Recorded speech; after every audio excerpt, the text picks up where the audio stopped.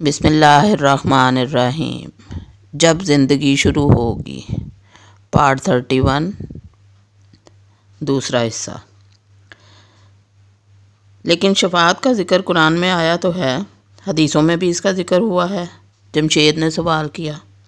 میں نے اس کے سامنے ایک سوال رکھتے ہوئے کہا، یہ بتاؤ کہ پورے قرآن میں کسی حدیث میں کہیں یہ کہا گیا ہے کہ شفاعت کو ذریعہ نجات سمجھ کر اس پر بھروسہ کرو اور اس کے لیے دعا کرو؟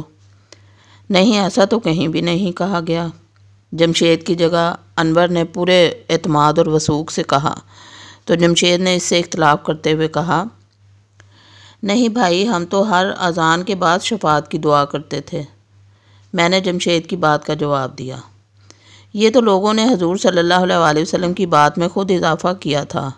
حضور صلی اللہ علیہ وسلم نے صرف اتنا کہا تھا کہ میرے لیے مقام محمود کی دعا کرو تو میری شفاعت واجب ہو جائے گی۔ یہ نہیں کہا تھا کہ شفاعت کے لیے بھی دعا کیا کرو، اس پر بھروسہ کر کے عمل صالح چھوڑ دو اور مزے سے گناہ کرتے رہو۔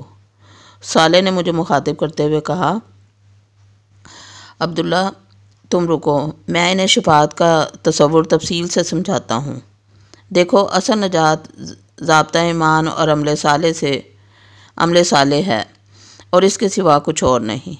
آج اگر کسی کو معافی مل رہی ہے تو دراصل وہ کسی کی شفاعت سے نہیں مل رہی، بلکہ اللہ تعالیٰ کے علم قدرت اور رحمت کی وجہ سے مل رہی ہے۔ قرآن مجید میں اس بات کو اس طرح بیان کیا گیا ہے کہ اللہ تعالیٰ بس شرک ہی کو معاف نہیں کریں گے، اس کے علاوہ جس گناہ کو چاہیں اور جس شخص کے لیے چاہیں بخش سکتے ہیں۔ چھوٹے موٹے گناہوں کو تو اللہ تعالیٰ دنیا کی سختیوں اور نیکیوں کی بنا پر معاف کر دیا کرتے تھے، لیکن جن لوگوں نے گناہ کا راستہ مستقل اختیار کیے رکھا اور توبہ نہیں کی، انہیں تو بہرحال اس راہ پر چلنے کے نتائج آج بھگتنا پڑ رہے ہیں۔ تاہم کوئی بندہ مومن جب اپنے گناہوں کی کافی سزا بھگت لیتا ہے۔ صالح نے یہی تک بات مکمل کی تھی کہ جمشید نے لقمہ دیا۔ جیسے میں نے بھگتی یا پھر لیلا نے میدان حشر کی ابتدائی خواری اٹھائی تھی۔ بالکل، صالح نے اس کی تائید کرتے ہوئے اپنی بات جاری رکھی۔ میں یہ بتا رہا تھا کہ جب بندہ مومن اپنی خواری اور میدان حشر کی سختیاں جھیلنے کی بنا پر اللہ تعالیٰ کے اپنے قانون عدل کے تحت نجات کا مستحق ہو جاتا ہے تو اللہ تعالیٰ کچھ نیک لوگوں کی گواہی کو، جو دراصل اس کے اچھے اعمال ہی کی گواہی ہوتی ہے، اس کی مغفرت کا بہانہ بنا دیتے ہیں، جیسے تمہارے لیے تمہارے ماں باپ کی گواہی مغفرت کا ذریعہ بن گئی، یا لیلا رسول اللہ صلی اللہ علیہ وسلم کی اس گواہی کے نتیجے میں نجات پا گئی جو آپ نے ابتدا ہی میں دی تھی۔ لیکن دیکھ لو کہ اس میں بھی ذاتی ایمان اور ذاتی عمل کی موجودگی ضروری ہے، اور سزا تو بہرحال انسان کو بھگتنی پڑتی ہے۔ تو یہ بتاؤ کہ سزا بھگت کر معافی کا راستہ بہتر ہے یا شروع ہی میں توبہ اور عمل صالح کا راستہ اختیار کر لینا اور بغیر کسی سختی کے نجات پا جانا بہتر ہے؟ ظاہر ہے کہ پہلا راستہ بہتر ہے، مگر یہ بتائیے کہ پھر حضور صلی اللہ علیہ وسلم کی شفاعت کی کیا حقیقت ہے؟ اس دفعہ عارفہ نے جواب دیا، اور ساتھ میں صالح سے ایک سوال بھی کر لیا۔ حضور صلی اللہ علیہ وسلم کی شفاعت کا مطلب اگر یہ ہوتا کہ لوگوں کے پاس کوئی نیک عمل نہ ہو تب بھی حضور صلی اللہ علیہ وسلم لوگوں کو بخشوا دیں گے تو قرآن عمل صالح کی کوئی بات ہی نہ کرتا، بلکہ قرآن کریم میں اللہ تعالیٰ حضور صلی اللہ علیہ وسلم کی زبانی یہ کہلوا دیتے کہ لوگوں بس مجھ پر ایمان لے آؤ، میں آخرکار تم کو بخشوا دوں گا۔ یہ تو عیسائیوں کا عقیدہ تھا اور اس کا انجام انہوں نے آج بھگت لیا، نائمہ نے طنزیہ انداز میں کہا۔ صالح نے اس کی تائید میں کہا، ہم جانتے ہیں کہ قرآن میں ایسی کوئی بات بیان نہیں ہوئی ہے، اس کے برعکس ساری یقین دہانی اس بات کی ہے کہ ایمان لاؤ اور عمل صالح اختیار کرو اور سیدھا جنت میں جاؤ۔ باقی رہی حدیث، تو حدیثوں میں جو کچھ شفاعت کے بارے میں آیا ہے، اسے اگر قرآن کی روشنی میں دیکھا جاتا جو آخرت کے بارے میں حقائق بیان کرنے کی اصل کتاب ہے تو بات بالکل واضح تھی۔ وہ کیا بات ہے؟ جمشید نے پوچھا۔ وہ یہی کہ آج کے دن گناہ گاروں نے اپنے سامنے اعمال کی پوری سزا بھگتی ہے۔ اس کے بعد حضور صلی اللہ علیہ وسلم کی درخواست وہ سبب بن گئی جس کی بنا پر لوگوں کے نجات کا امکان پیدا ہوا ہو۔ یہ پہلی دفعہ اس وقت ہوا تھا جب حضور صلی اللہ علیہ وآلہ وسلم نے اللہ تعالیٰ سے یہ درخواست کی تھی کہ انسانیت کا حساب کتاب شروع ہو، جس کے نتیجے میں لوگوں کو انتظار کی زحمت سے نجات ملی۔ دوسری دفعہ آپ نے اور دیگر تمام انبیاء علیہ السلام نے اپنی قوموں کو دی گئی اپنی تعلیم کی شہادت دی۔ یہ شہادت ان سب لوگوں کے لیے نجات کا باعث بن گئی جن کا عمل مجموعی طور پر اس تعلیم کے مطابق تھا، جیسے کہ میں، لیلہ بولی، ہاں جیسے کہ تم۔ اور اب تیسری دفعہ حضور صلی اللہ علیہ وآلہ وسلم اس وقت درخواست کریں گے جب کچھ لوگوں کا معاملہ مؤخر کر دیا جائے گا، ان کا حساب کتاب آخری وقت میں نہیں کیا جائے گا اور وہ اپنے گناہوں کی پاداش میں حشر کے میدان میں خوار ہوتے رہیں گے۔ حضور صلی اللہ علیہ وآلہ وسلم ان کے لیے بار بار درخواست کریں گے، تاہم جب اللہ تعالیٰ کی حکمت اور علم کے تحت ان کا فیصلہ کرنا مناسب ہوگا تب حضور صلی اللہ علیہ وآلہ وسلم کو اجازت دی جائے گی کہ وہ ان کے حق میں کوئی بات کریں۔ پھر حضور صلی اللہ علیہ وآلہ وسلم کی درخواست کے نتیجے میں ان کا حساب کتاب ہوگا، جس کے بعد جا کر ان کی نجات کا کوئی امکان پیدا ہوگا، اور یہ ہوگا بھی سب سے آخر میں، جب ایسے لوگ اپنے تمام اعمال کی بدترین سزا بھگت چکے ہوں گے اور توحید سے وابستگی اور اپنے اچھے اعمال کی بنا پر نجات کے مستحق ہو جائیں گے۔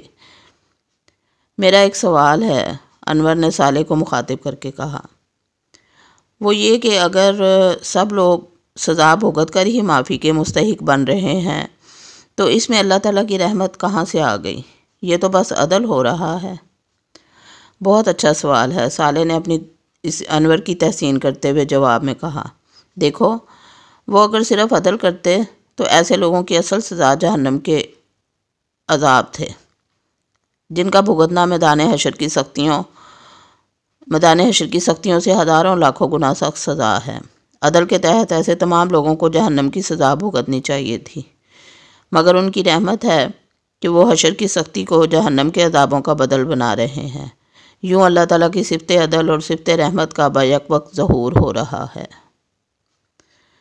صالح نے بات ختم کی تو جمشید نے کہا، تو یہ ہے اصل بات۔ میں تو اس غلط فہمی میں رہا کہ شفاعت کا مطلب یہ ہوتا ہے کہ ہم جتنے مرضی گناہ کر لیں نبی صلی اللہ علیہ وآلہ وسلم اور دیگر نیک لوگ ہمیں بخشوا دیں گے۔ یہ تصور اللہ تعالیٰ کی صفت عدل کے خلاف ہے، بس ایک غلط فہمی تھی جو قرآن کریم کو سمجھ کر نہ پڑھنے کی وجہ سے لوگوں کو ہو گئی تھی کہ نجات تو صرف ایمان اور عمل صالح سے ہوتی ہے، باقی رہی معافی تو وہ اللہ تعالیٰ کی رحمت سے ملتی ہے۔ اللہ تعالیٰ بس یہ کرتے ہیں کہ اس معافی کا اعلان اور سبب کسی نیک بندے کی گواہی یا درخواست کو بنا دیتے ہیں۔ اس سے اللہ تعالیٰ کا مقصود اپنے محبوب و برگزیدہ بندوں کی عزت افزائی ہوتی ہے، نجات تو اپنے اصول پر ہوتی ہے۔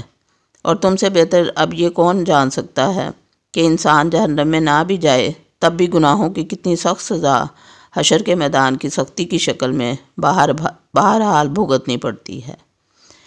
کیا جہنم میں جانے کے بعد بھی نجات کا کوئی امکان ہے؟ عالیہ نے سوال کیا تو ایک خاموشی چھا گئی۔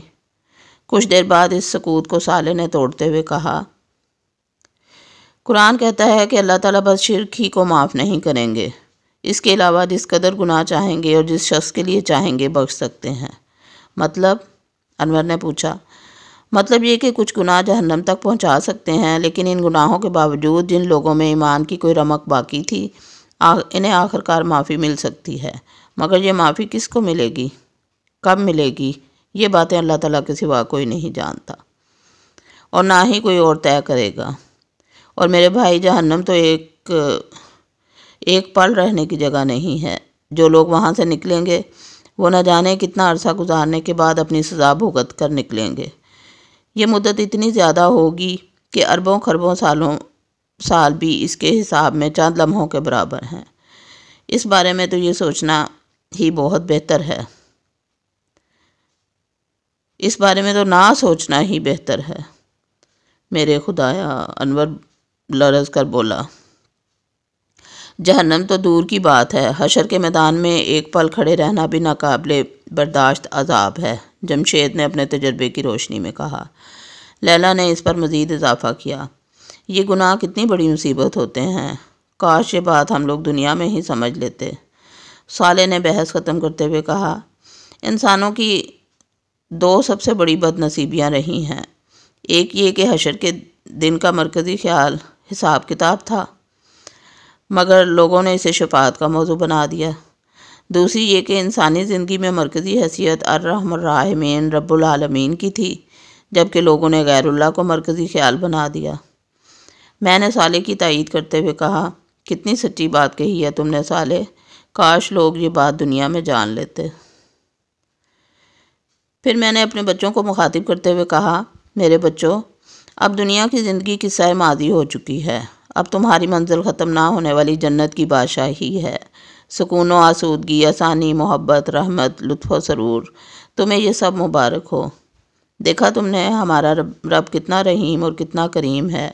آؤ ہم سب مل کر اپنے رب کریم کی حمد بیان کریں اور مل کر کہیں الحمدللہ رب العالمین۔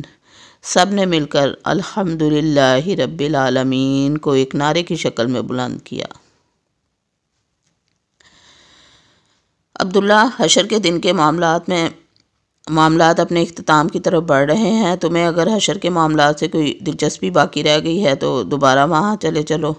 کچھ دیر بعد صالح نے مجھ سے مخاطب ہو کر کہا، اس وقت حساب کتاب کہاں تک پہنچا ہے؟ نائمہ نے دریافت کیا۔ لوگوں کی زیادہ بڑی تعداد آخری زمانے میں پیدا ہوئی تھی، وہ سب اب نمٹ چکے ہیں۔ مسلمانوں اور مسیحیوں اور ان کے معاصرین کا عمومی حساب کتاب ہو چکا ہے۔ اس وقت یہود کا حساب چل رہا ہے۔ یوں سمجھو کہ بیشتر انسانیت کی تقدیر کا فیصلہ ہو چکا ہے، مگر دیگر امتوں میں لوگوں کی تعداد بہت ہی کم تھی، اس لیے اب بہت زیادہ وقت نہیں لگے گا۔ میرے استاد فرحان احمد کا کیا ہوا، تمہیں کچھ معلوم ہے؟ نہیں، میرا ان سے کوئی براہ راست تعلق نہیں، اس لیے میں ان کے بارے میں کچھ نہیں جان سکتا۔ یہ تو میں جانتا ہوں کہ وہ یہاں حوض پر نہیں ہیں، باقی اللہ بہتر جانتا ہے کہ ان کا کیا ہوگا۔ ویسے بہتر ہے کہ اب تم اٹھ جاؤ۔ ٹھیک ہے، ہم لوگ چلتے ہیں، میں نے نشست سے اٹھتے ہوئے کہا۔ نائمہ اور بچے بھی اپنی نشست سے اٹھ گئے۔ نائمہ نے اٹھتے ہوئے کہا، میں ان بچوں کے ہمراہ ان کے خاندانوں کے پاس جا رہی ہوں۔ یہاں VIP لاؤنج میں تو صرف آپ کے بچے آ سکتے ہیں، ان کے بچے تو نیچے انتظار کر رہے ہیں۔ میں ان کے پاس جا رہی ہوں، اور ہاں، مجھے اپنے جمشید کے لیے کوئی نئی دلہن بھی ڈھونڈنی ہے۔ اس آخری بات پر ہم سب ہنس پڑے سوائے جمشید کے۔ اس کی سمجھ میں نہیں آیا کہ وہ نئی دلہن کی بات پر ہنسے یا اپنی سابقہ بیوی کی ہلاکت پر افسوس کرے۔ وما علینا الا البلاغ۔ اللہ حافظ۔